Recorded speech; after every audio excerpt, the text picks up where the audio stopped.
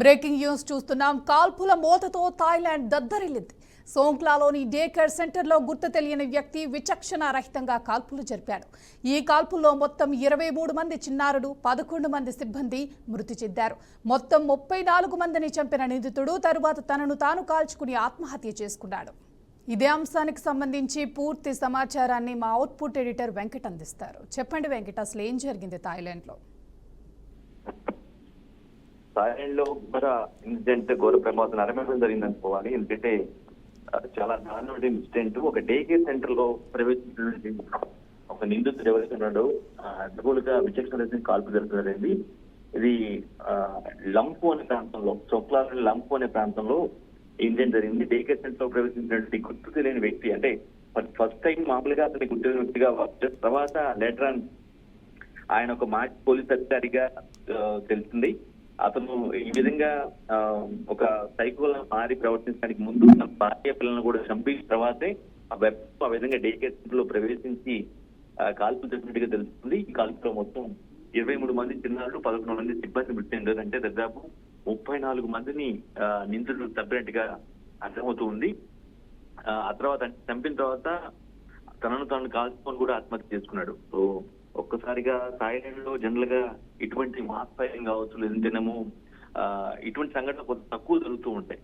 అక్కడ అది మనకు తెలిసింది కొంత టూరిస్టిక్ ప్రభావం ఉన్నటువంటి ప్రాంతం మనకు తెలిసింది. కానీ అక్కడ లోకల్ గా ఎవరైతే ఉన్నారో అతను మాజీ పోలీసు డిపార్ట్మెంట్ లో పనిచేసిన వ్యక్తిగా తెలుస్తుంది. అందుకే ఆ వెపన్ కూడా అతను ఏ విధంగా ఎలాగో తీసుకురాగలిగాడు, ఎలాగో సాధించగలిగాడు, ఆ విధంగా అతను టీకే సెట్ లోకి వెళ్లి ప్రవేశించి విచక్షణ ఫైరింగ్ చేయడం అనేది, ఇంతమంది చంపడం అనేది తెలుస్తూ ఉంది.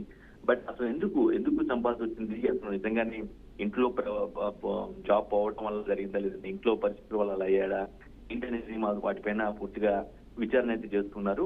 థాయిలాండ్ చరిత్రలోనే ఇటువంటి మాస్ కిల్లింగ్ అనేది చాలా అద్భుతంగా జరిగిన సంఘటన మనకు భావించాల్సిన అవసరం ఉంటుంది. ఒకే చోట ముఖ్యంగా పిల్లలు, అభివృద్ధి పొందిన పిల్లల్ని 23 మందిని చిన్నాలను కాల్చేశాడు. అడ్డొచ్చినటువంటి సిబ్బంది ఎవరుతున్నారు 11 మంది సిబ్బంది, ఇన్ టోటల్ మొత్తం 34 మంది ప్రాణాలు ఇచ్చాడు. ఆ తర్వాత తనను తాను కాల్చుకొని చనిపోయినట్టుగా తెలుస్తుంది. బట్ కంప్లీట్ గా అంటే ఒక నిజానికి అతను అప్సెట్ అయ్యి, లేదంటే మెంటల్ రిటైర్డ్ అయ్యి ప్రవేశించాడా? నిజానికి స్కూల్లో డే కేర్ సెంటర్ లో ప్రవేశించాల్సిన అవసరం ఉంటే అతను ఒక సైకోగా మారినట్లయితే అతని యొక్క విచక్షణరహితంగా ప్రవర్తించడానికో, లేదంటే అడ్డుకోలుగా కాల్చి చంపడానికో వేరే ప్రాంతాలు కూడా ఉన్నాడు. బట్ పర్టికులర్ గా డే కేర్ సెంటర్ లో ప్రవేశించాడు అంటేనే కొంత కేసు కొంత విచిత్రంగా వాడింది. కొంత అంటే ఆలోచించి చేసేగా.